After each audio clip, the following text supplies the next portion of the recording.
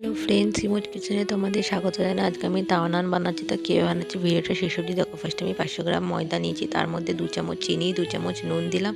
এরপর হাফ চামচের মতো কালো জিরে দিয়েছি, হাফ চামচ বেকিং সোডা এবং 2 চামচের মতো বেকিং পাউডার দিয়ে সমস্ত কিছু ভালো করে মিশিয়ে নিয়ে আমি 2 চামচের মতো তেল দিয়েছি। তেলটাকেও ভালো করে দিয়ে ময়ান দিতে হবে।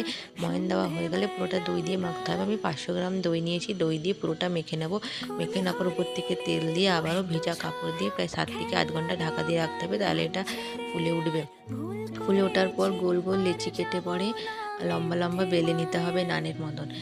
ময়দা দিয়ে বেলবে, তারপর উপর থেকে ধনেপাতা দিয়ে আবারও বেলে নিতে হবে, ধনেপাতাগুলো চেটে যায়। তারপরে তাওয়াটা গরম হতে দিতে হবে, আর অপোজিট দিকে পুরো জল দিয়ে ভিজিয়ে ওটাকে তাওয়ার মধ্যে বসিয়ে দিতে হবে। এরপর তলের দিকটা হয়ে গেলে আস্তে আস্তে লো ফ্লেমে তাওয়া উল্টে সেঁকে নিতে হবে। সেঁকে নেওয়া গেলে বাটার বলি দিলেই তৈরি তাওয়া নান। এভাবে বানিয়ে